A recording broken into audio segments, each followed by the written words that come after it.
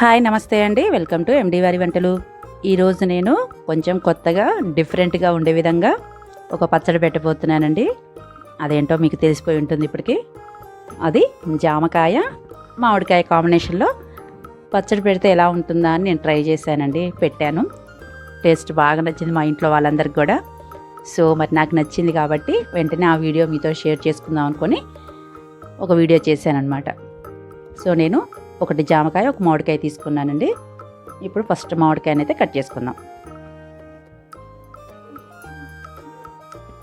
ఈ విధంగా మామిడికాయని కట్ చేసుకున్నాక మధ్యలో జీడి ఉంటుంది కదండి, ఆ జీడిని అయితే తీసేసేయాలి. జీడి తీసేసాక టెంకకి పొర వస్తుంది కదా, ఆ పొర కూడా తీసేసుకోండి. ఇది లేతకాయ కాబట్టి ఈ కాయకైతే పొర లేదనమాట, పల్చడి పొర ఉంటుంది కదా టెంకాయకి కరుచుకొని. సో ఇప్పుడు వీటిని అయితే మనం చిన్న చిన్న పీసెస్గా కట్ చేసేసుకుందాం. ఇవి సన్నటి పీస్ అయితేనే బాగుంటుందండి, మరీ మీడియం కాదు, ఎందుకంటే జామకాయ కూడా పచ్చళ్ళలో మాగాలి. అందుకని సేమ్ రెండింటిని ఈక్వల్గా సన్నని పీసెస్గా కట్ చేసుకుంటే బాగుంటుంది. మీడియం సైజ్ పీసెస్ ఎందుకు వద్దన్నాను అంటే మీకు తర్వాత తెలుస్తుందండి ఆ ట్విస్ట్. మిడిల్లో ఒక ట్విస్ట్ ఉంది, ఎండింగ్లో ఒక ట్విస్ట్ ఉందన్నమాట. దీంట్లో ట్విస్ట్ కాదు, కొంచెం డిఫరెంట్ అంతే.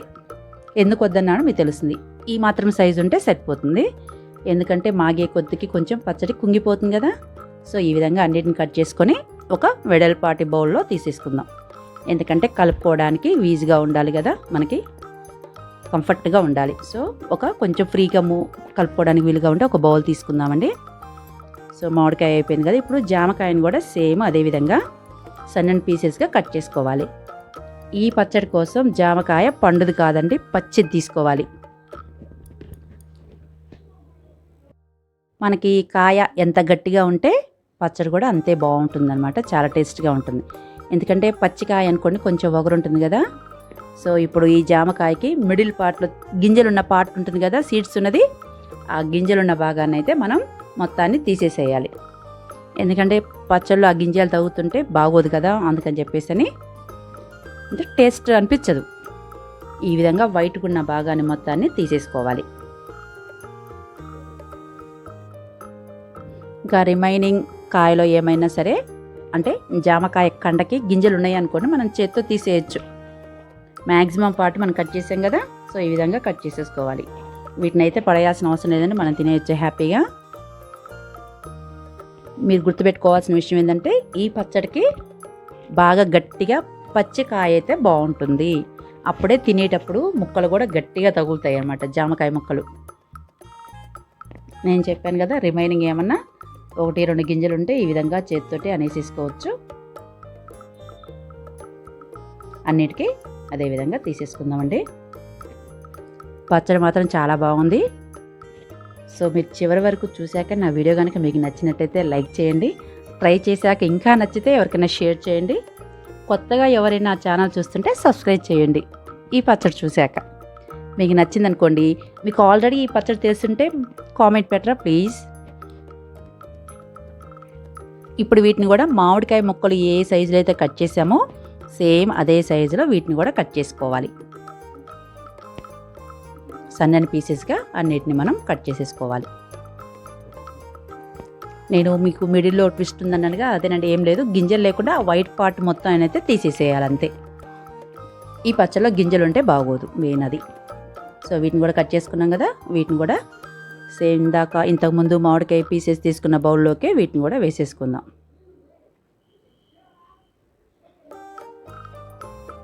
సో ఒకసారి ముక్కలన్నిటిని ఒకసారి బాగా కలిపేసేసుకోండి. మామిడికాయ ముక్కలు జామకాయ ముక్కలు కలిసే విధంగా కలపండి. సో మరి పచ్చడి కోసం మనకైతే కారం కావాలి కదా, దానికోసం నేను వెల్లుల్లి కారం ప్రిపేర్ చేస్తున్నానండి.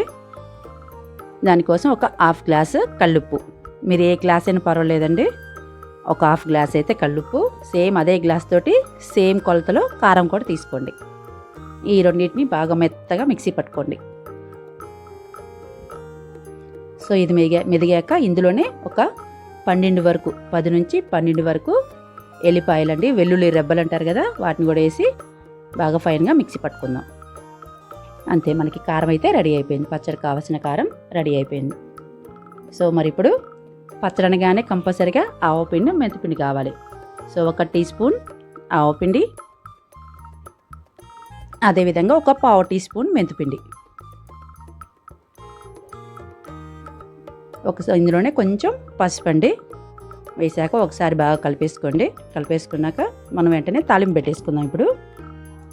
సో తాలింపు కోసం నేను ఒక 80 గ్రాముల వరకు అయితే ఆయిల్ వేస్తున్నానండి. కావాలంటే ఆయిల్ మళ్ళీ వేసుకోవచ్చు, కలపగానే ఆయిల్ పైకి తేలదు కదా. మనం ఈ పచ్చడి కలిపిన తర్వాత 1 అవర్లో మనకి కావాలంటే తర్వాతకి మళ్ళీ వేడి చేసి కలుపుకోవచ్చు. సో పోపులోకి ఎండుమిర్చి, అదేవిధంగా ఒక 1/2 టేబుల్ స్పూన్ జీలకర్ర, 1/2 టేబుల్ స్పూన్ ఆవాలు.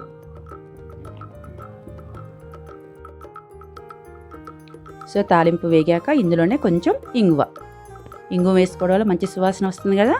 అదేవిధంగా కొంచెం కరివేపాకు. అంతే, తాలింపు అయితే రెడీ అయిపోయింది. మనకు ఆయిల్ అయితే హీట్ కొంచెం తగ్గాక ఇందులోనే మనం రెడీ చేసుకున్న వెల్లుల్లి కారం ఉంది కదా, అదైతే వేసేసి ఒకసారి వెంటనే కలిపేసుకొని పచ్చడి ముక్కలో వేసి కలిపేసుకోవాలి. అంతే, మన పచ్చడి అయితే రెడీ అయిపోయిందండి. ఎక్కువసేపు ఉంచకూడదండి, మళ్ళీ కారం మాడిపోతుంది, అది గుర్తుపెట్టుకోవాలి. అంతే, పచ్చడి ముక్కలు వేసి ఒకసారి బాగా కలిపేసుకోండి. ఒక 1 అవర్లో మనం తినేయచ్చు. అంతే, పచ్చడి అయితే రెడీ అయిపోయింది. నా వీడియో కనుక మీకు నచ్చినట్లయితే లైక్ చేయండి, షేర్ చేయండి, సబ్స్క్రైబ్ టు ఎండి వారి వంటలు.